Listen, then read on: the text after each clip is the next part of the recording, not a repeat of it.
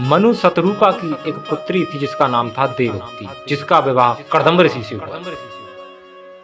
तो व्यास भगवान कहते हैं कि ब्रह्मा जी ने सृष्टि उत्पत्ति के लिए जब कर्दम ऋषि से कहा तो उन्होंने सरस्वती नदी के किनारे 10,000 वर्षों तक भगवान प्रकट हुए और कहा कि तुम मनु शतरूपा की पुत्री देवहूति से विवाह करो। भगवान के अंतर्ध्यान होने के बाद मनु शतरूपा अपनी पुत्री देवहूति को लेकर कर्दम ऋषि के पास आए और विवाह का आग्रह किया। कर्दम ऋषि ने विवाह पर तय कर लिया कि मुझे गृहस्थ आश्रम में नहीं पढ़ना, एक पुत्र होने के बाद मैं तपस्या करने चला जाऊं।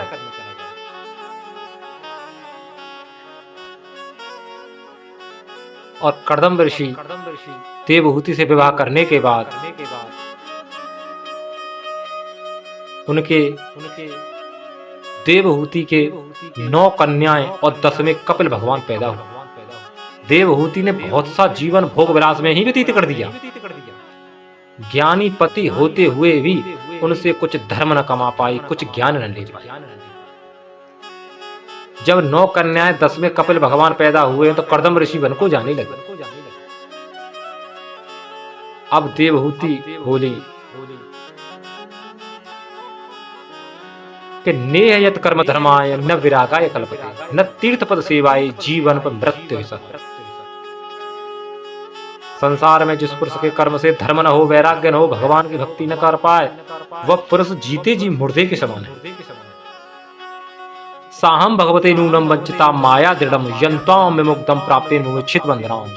अवश्य ही मैं भगवान की माया से ठगी गई हूँ, जो आप जैसे मुक्ति दाता पुरुष को पाकर हुई संसार के मोह बंधन में पड़ी रही, आपसे कुछ ज्ञान नहीं ले पाई।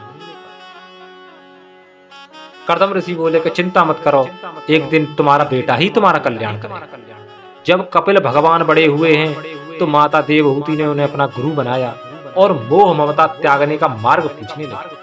तो कपिल भगवान ने कहा कि मैया, यहाँ ऐसे ऐसे लोग हैं जिन्हें पता है मैं यहाँ हूँ फिर भी मेरी पूजा नहीं करते, और ऐसे भी लोग हैं जिन्हें पता है कि मैं यहाँ नहीं हूँ फिर भी मेरी पूजा करते हैं। ये चलते फिरते इंसान मैंने ही बनाए हैं और मेरे ही मंदिरों का अपमान करते हैं, माँ के रूप में, पिता के रूप में, गुरु के रूप में।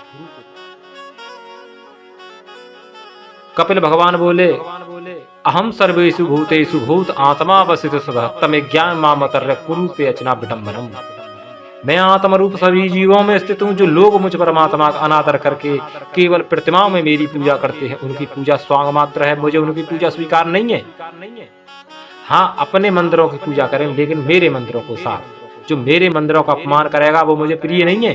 भगवान के मंदिर कौन से भैया? माता पिता गुरु। और तुम्हारे खुद के पत्थर के मंदिर, उनमें तुम 56 भोग चढ़ा रहे हो, और भगवान के मंदिर माता पिता गुरु उनको अपमान कर रहे हो, तो ऐसी पूजा भगवान को स्वीकार नहीं है। यही बात भगवान कह रहे हैं।